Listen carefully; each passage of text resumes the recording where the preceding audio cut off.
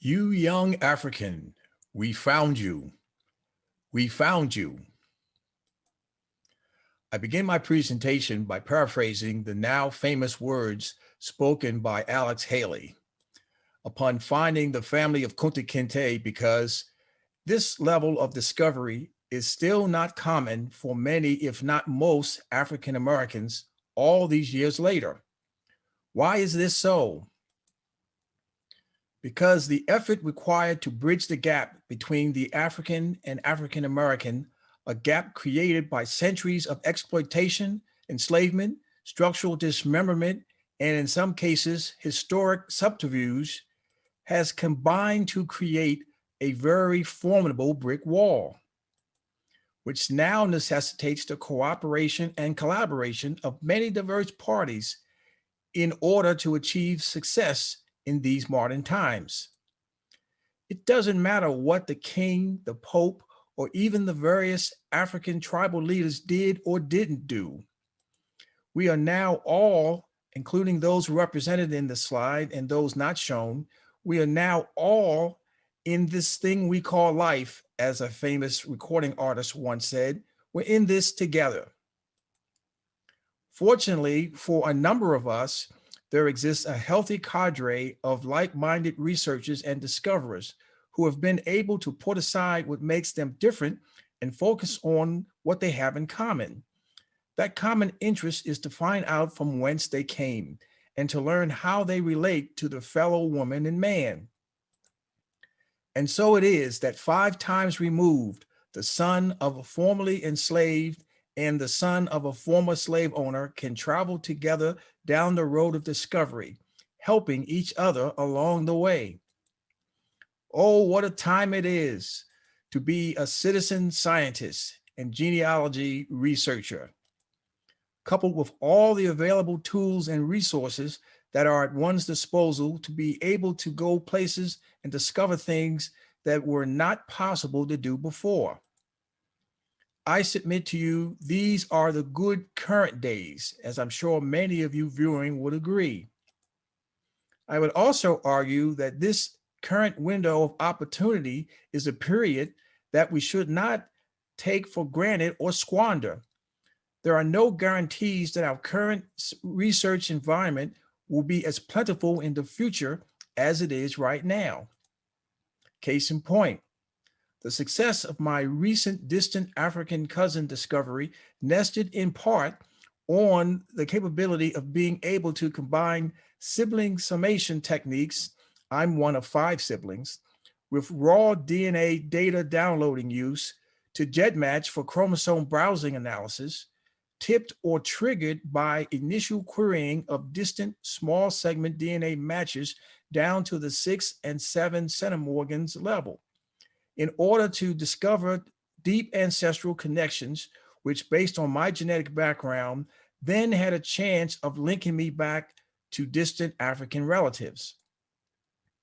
A centimorgan cheat sheet I used, by the way, there are many more detailed, comprehensive resources that are available for use and study in this area, but this method works well for me. This sheet gives me some general idea regarding how far back in time I would likely need to travel and how many generations would likely be involved in this time travel as well in order to potentially achieve my objective. Being from Maryland, one of the original 13 colonies, I'm interested in slave vessels like the Margaret, which came from Sierra Leone in 1718 and arrived in the Annapolis area with 117 enslaved survivors on board. I'm interested in the slave vessel, the Generous Jenny, which came from Ghana in 1720 and arrived in Hollywood, Maryland on the Patuxent River with 218 enslaved survivors on board. Like Alex Haley was, I'm interested in the slave vessel, the Lord Ligonier, which came from the Gambia in 1767 and arrived in Annapolis with 96 enslaved survivors on board, including one individual now known around the world as Kunta Kinte. The records are available. The English and the Italians kept very good records of their activities. These are real numbers. These are real people. And with enough due diligence and research and perhaps a little bit of good fortune and luck, our descendants can be identified, located, and found. This is the time frame I need to study.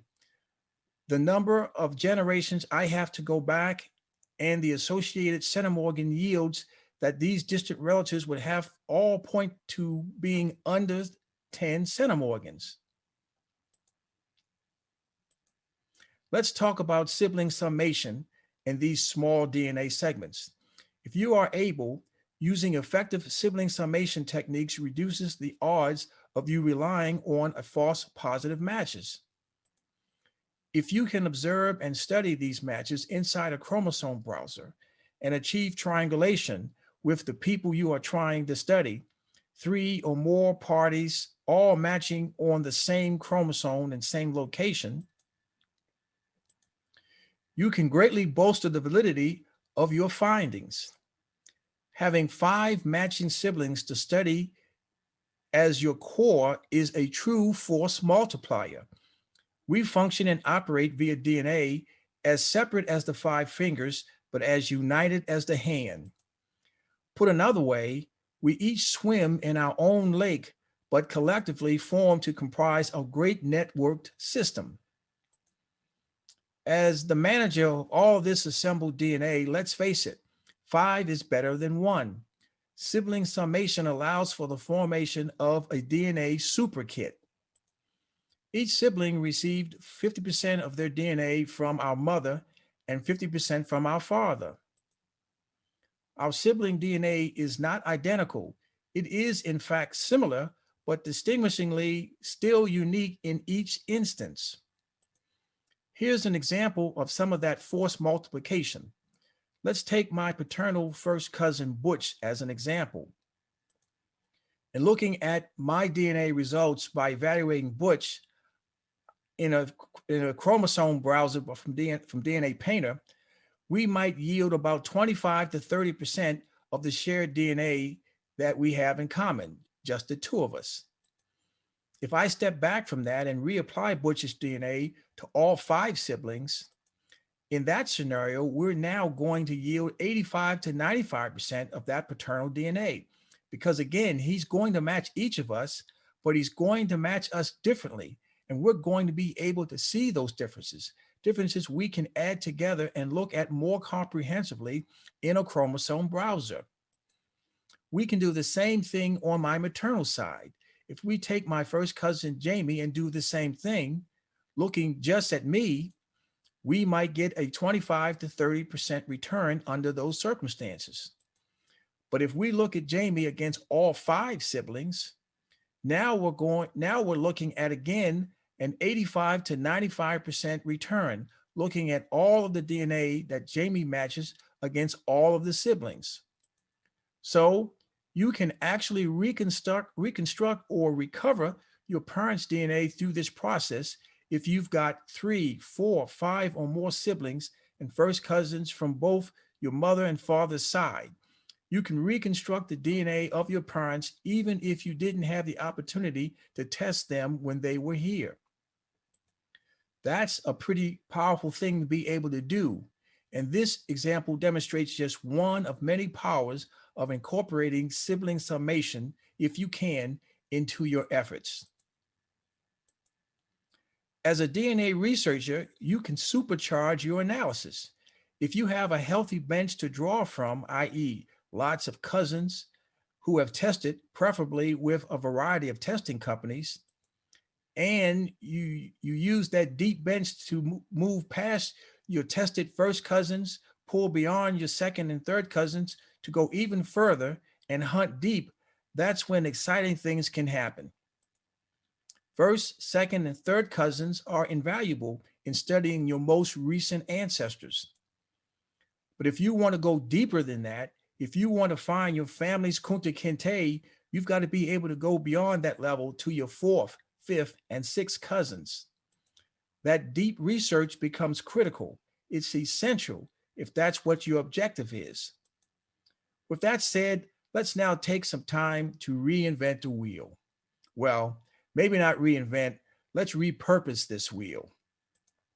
I'll start by positioning myself in the center. In this position, I will be able to observe 360 degrees of activity. Next, I'll add my parents. From here, I can test to determine my own Y and mitochondrial origins. Skipping forward a few steps, using our very extensive cousins network and their associated Y and mitochondrial DNA results, we can reveal a number of deep ancestral roots along a number of various family lines. Let's also add to the equation for reference the grandparents in each of the four major quadrants. If you can begin to successfully separate your family DNA matches as best you can into their major individual quadrants, all sorts of potential goodness begins to come into view. Either from the comic books or from the movies or both, many people remember or know about Marvel's Fantastic Four. Let me suggest to you today that each of us has our own version of the Fantastic Four. I'm talking about our grandparents. Allow me to explain. If you want to uncover the mystery behind a given DNA match, I first examine my sibling summation group. How many of us five actually match the individual in question? Then I check nieces and nephews, quickly followed by checking first cousins on my paternal side and first cousins, including my aunt, on my maternal side. Then I jump to my superheroes, my Fantastic Four, to see what insights they can bring to the matter. In this instance, I have some activity within the five siblings and also one nephew. No activity on my paternal first cousin side, but I do have activity on my maternal cousin side. Then I jump to the Fantastic Four to see if there's any quadrant activity. Third cousin matches aligned to my mother's father provide a roadmap upon which area to travel down further. In this case, the Ott family match takes my Jordan family across the color line and ultimately leads all the way back to Samuel Silas Jordan, who came to Jamestown on the Sea Venture along with his famous shipmate, John Rolfe, in 1610. In this example, I've got significant activity within the sibling five, as well as among the nieces and nephews. There are several paternal first cousin match results, which point me in a direction to next check the Fantastic Four quadrants, particularly on the paternal side. Matches in my father's quadrant, coupled with our paternal activity, validate Schreiber and Spears family connections, which run all the way back to James Victor Schreiber and the Sodderly Plantation in Southern Maryland. So effective use of one's own Fantastic Four can help you to better cluster and ultimately resolve many of your family's queries. There are, however, an occurrence which is very prevalent in Southern Maryland. We're talking about endogamy. This is where in a given area, everyone is related to everyone else. Regarding four of my grandparents, they are all raised and brought up within 15 miles of one another in St. Mary's County. From Hollywood to Leonardtown to Valley Lee, just about everyone was related to everyone else. In this example, checking into the Fantastic Four alone will not provide instant clarity concerning how a subject might be related. There are distant cousin matches in all four quadrants.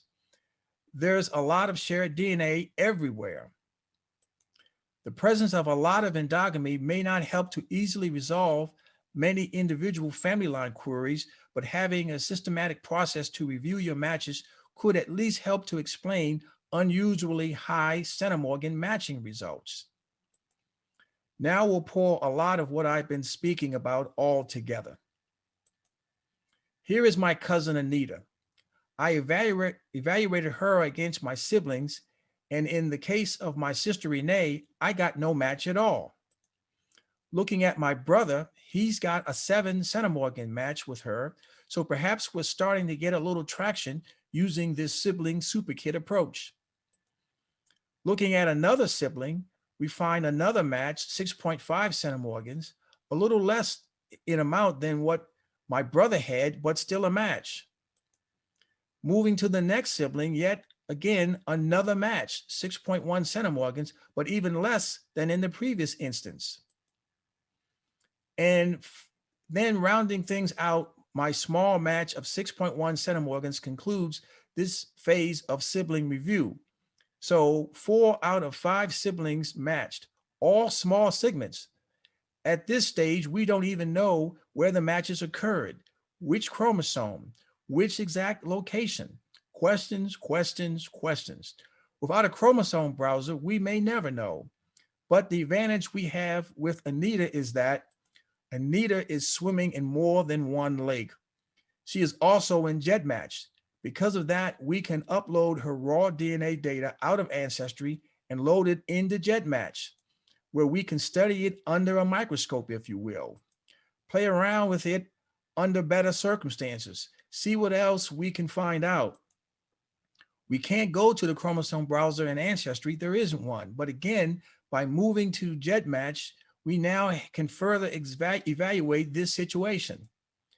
So looking at Anita, we find those small matches that 3 of my siblings had, they are all triangulating on the 9th chromosome. My sister Renee did not match at all, and that held true to form in GEDmatch as well. And then I had a nearly 7 centimorgan match on the 6th chromosome. Might this be an outlier or a false positive?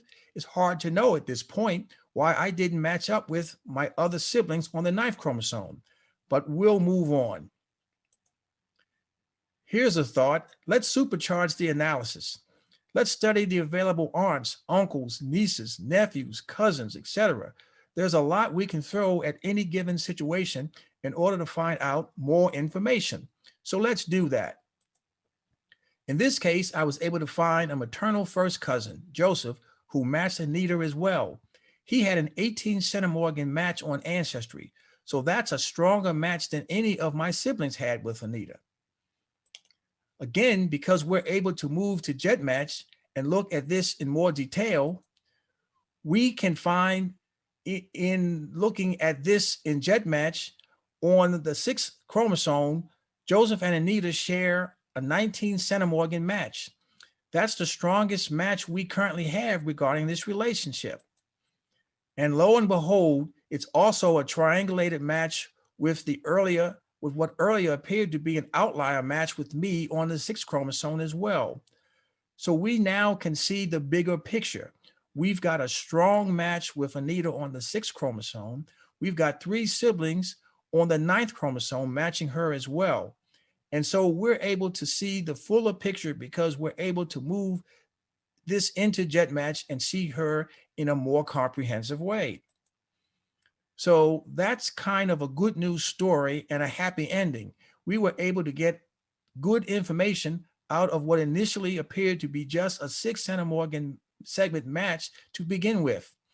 And we were able to also determine through this process that our cousin Anita is a distant match to us on my mother's side of the family. We'll come back to this point. Now, let's go to Africa. I'd like for you to meet my distant cousin, Lydia. She's from Nigeria, and you will note that this is just a 6 centimorgan match to me. At this point, we could ponder, 6 centimorgans, very small, could be a false positive, might be worth just tossing this one out. Who's to say what you really have here? Fortunately, because of having sibling summation methods in my toolbox, I was able to evaluate Lydia against all of my siblings. And in doing that, I found that she matched a second sibling, my sister. So again, more goodness is coming out of this as we move along. I was able to contact Lydia's son, Toloranju, who manages her Ancestry account, and he agreed to load Lydia's information into GEDmatch so that we could see her chromosome data and get more information. And we found that in looking at Lydia in the GEDmatch, that she was a triangulated match to us on the 16th chromosome. So again, a small match initially came into view, but we were able to look at it out of Ancestry and into GEDmatch and see it in a more useful form. So this is a pretty good news story so far in terms of starting to get more information on Lydia. Her son, Toleranju, told me a lot of information about the family. Again, I was able to get in touch with him via phone. So this was almost kind of like a Kunta Kinte moment, if you will, having this discussion. This is a picture of his parents to include Lydia when the couple was married in Lagos, Nigeria some years ago. So one of the things he wanted, and I wanted this as well, was that we knew we had a match, but we didn't know if the match was on my mother's side or my father's side. I said, let me go back to the drawing board and do some additional digging to see if anything else could come out of this. So the research question at this point seeks to resolve if Lydia is a paternal or maternal match. So we were able to go back to GETmatch once again, where we got more discovery, where we have more discovery opportunities. And lo and behold, that previously discovered small 6 centimorgan match that I had with my cousin Anita comes back into play in a big way, because Anita is also a distant cousin match to Lydia. So we were able to evaluate them in GETmatch in terms of people who match both kits, and got a readout on a number of folks who fell into that category, including a person named Rosalind. So in evaluating Rosalind's information in more detail, we found that Rosalind was a triangulated match with my sister and I, all on the 16th chromosome as well. So that was the final piece of the puzzle that allowed us to confidently close the loop regarding this question. So we were able to use a 6 centimorgan match with our distant cousin Anita to later hone in on Rosalind and create a situation where we were able to determine that Lydia is a maternal match in our distant past. And we were able to use a maternal first cousin and a 6 centimorgan distant match to help finalize that assessment. In talking with Toleranju, he told me that his family was from Idowani in the Yoruba tribal region of Nigeria. So again, we're now getting all of this information, this specific information, all triggered by a series of small 6 centimorgan segments. African Americans and African cousins can in fact be reunited by using variations of this deep research approach I've just described. Having a tried and tested process in place is a critical initial step in order to have a repeatable chance of making these kinds of discoveries. Autosomal, mitochondrial, and Y DNA all team together, coupled with big data, lots of DNA from lots of relatives, can significantly help push your obtainable distant family discoveries further and further back in time. Because of placement of this Nigerian link within our family tree, Anita links to us via our Smith family line, which places our common ancestry potentially along our family's mitochondrial line. So the possibility exists along our mother's line using a combination of mitochondrial and autosomal DNA testing, along with other compelling evidence, to be able to at least consider the Yoruba tribal people of Idowani as being our family's mitochondrial roots, tracking us back in time thousands and thousands of years. I mentioned earlier that it was like having an Alex Haley Kunta Kinte moment when Toleranju and I were able to speak over the phone.